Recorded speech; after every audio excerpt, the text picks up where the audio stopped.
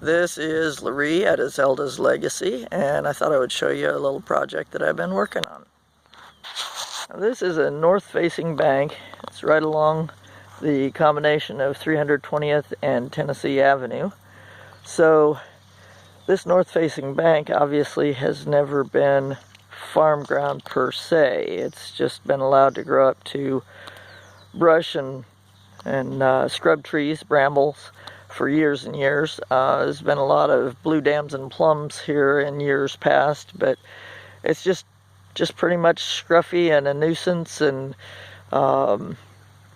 helps to build up snow on the road and be a problem. So one of the things that I have wanted to do ever since we moved here is to start clearing off the bank. Now we'll need to get a chainsaw in here and take out the rest of those stumps. I don't care if it's completely cleared and perfect, but those need to end up down here in the ditch where we can safely burn them off. We have a hydrant just up there near that pole. You can't see it from here, but there's a hydrant there, so we can have hoses out here and have everything down in the ditch. Once that's burned off, then I can plant lilacs along the edge of the ridge there, top edge of the bank. And so far as this bank itself, plant it to flower seeds that I have mixed in a healthy amount of butternut squash seeds with. A dear friend of ours, we didn't get to spend a lot of time, get to know her real thoroughly, but you know, I've known the family from way back. Mary Stroberg, when she passed away, one of the things that was talked about at her funeral was that anything she did involved substance and beauty. So there's flower seeds mixed in there, a couple of different mixtures, zinnias and marigolds, and a hummingbird mix, and a little bit of fertilizer and so forth, and then the butternut. So there's the flowers for the beauty and the squash for substance, and that'll be here on the north bank, available to anybody that happens to come by. So available for sharing. But you can see the kinds of tools I've been using to work on clearing the bank, and there's a little I can't even think, garden claw there to loosen up the soil once I've got most of the stuff cleared out of it. Doesn't have to be perfect. It's not a garden for production, but while I was working on it, the things that came to mind were some verses in Hosea and Matthew and other places. Hosea 10:12 tells us, "Sow to yourselves in righteousness, reap in mercy. Break up your fallow ground, for it is time to seek the Lord till he come and rain righteousness upon you." Well, that's in King James, and you might be thinking, what the heck does that even mean? Well, the Christian Standard Bible puts it this way: "Sow righteousness for yourselves and reap faithful love.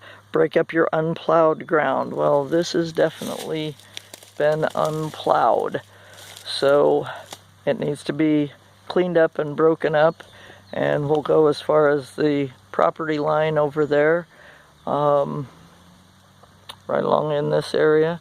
And if, as we talk to the neighbors, they're all right with us cleaning the ditch further, then we'll just work on it a little bit at a time and clean it up further as we go. So, break up your unplowed ground. It is time to seek the Lord until he comes and sends righteousness on you like the rain. So, the goal here, like I said, is to make this a thing of substance and beauty rather than just this scruffy, ugly mess of brush. I mean, there was even some of this brush that had just been, looked like it had just been dumped in here because there was already brush, so why not? So, don't know who did that, but it was, you know, nobody was living here. It looked like a place that they could do that. One thing that came to mind also was verse in Matthew 13:22. "But the one who received the seed that fell among the thorns is the man who hears the word, but the worries of this life and the deceitfulness of wealth choke it, making it unfruitful." Now there are some gnarly, nasty, thorny vines in here. And so over the years we will have to continue to cut those out And we could put chemical on them to kill them, but we would risk running that right down into the roots of other things. Grandma always called that ironweed. I don't know if that's its proper name or not, but that's what she always called it, and you can see how vicious that is.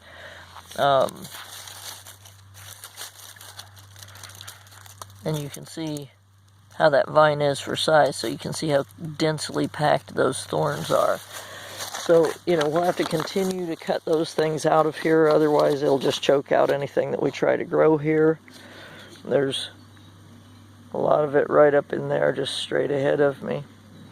So, we'll have to do that, or, the flowers will basically get choked out, and even the squash seed would eventually get choked out.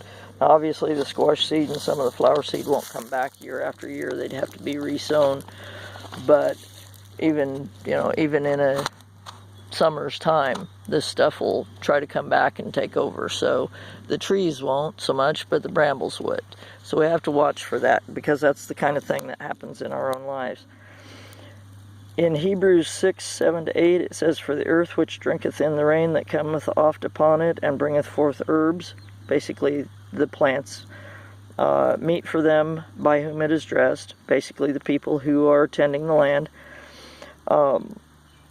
"receiveth blessing from God." So basically productive soil receives blessing from God, but that which beareth thorns and briars is rejected, and is nigh unto cursing, whose end is to be burned. Now they were making a spiritual application there. Basically, there's an old saying, we reap what we sow. Well, if we want to live a godly life, let God run our life, rule our life, and be in charge of our lives, live inside of us, and just, really be owned by Him, then we can be like this bank will be eventually, productive with flowers and squash for people to enjoy. But otherwise, our end, if we choose not to allow God in our lives, our end is destruction. Our end is the fire that burns forever. So then a verse in Isaiah that also came to mind, "I will make it a wasteland, neither pruned nor cultivated, and briars and thorns will grow there. I will command the clouds not to rain on it." For years, this ground was owned by no one but my grandpa. And, I hate to say it, but my grandpa was an alcoholic and, abusive in his own way, and neglectful of the things of God, neglectful of his family. And eventually, this land showed exactly that kind of a life, that kind of a hand in charge of it. So James 1:21 says, Therefore put away all filthiness and rampant wickedness, and receive with meekness the implanted word which is able to save your souls. Now, if this ground, if I get it all broken up and, get it cleaned up, cleared up, and get it broken up a little bit with that garden claw right there. Let's see if I can zoom in on it. It's not letting me zoom. Don't know why. But this little piece right in here is a garden claw. It has several tines on it. They're not all in a row. They're kind of set in one square, and then a smaller set of them inside that's offset. And as you stick it in the ground and twist those two handles up there, then it breaks up the ground. So if I do that, this ground will open up to receive this seed right into good fertile soil that has been sitting here for years waiting for something good to grow in it.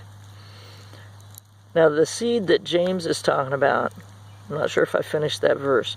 Therefore put away all filthiness and rampant wickedness. We could think about that as the brush and the briars. Put away all that stuff, and receive with meekness the implanted word which is able to save your souls. Now 2 Timothy 3:16 tells us basically what that implanted word is. The word is Scripture. The word is basically Jesus. Jesus is called the Word, and everything that is in our Bibles is the written word, or the written version of Jesus himself. It says, all Scripture is God-breathed and profitable for teaching, for reproof, for correction, and for training in righteousness, that the man of God may be complete, equipped for every good work. And so that comes right back around to our first verse, where it says, it's time to seek the Lord till he comes and rains righteousness upon you. So all those things were going through my mind as I was working on this much of the North Bank, and as we make progress, I'm sure there will be another video or two once we've got flowers and squash coming along. So for today, bye-bye and God bless. If you enjoy this video, share it with your friends, hit the like button, hit the subscribe button, comment down below, and seek the Lord. It is time for us to seek the Lord until he rains righteousness down upon us. God bless.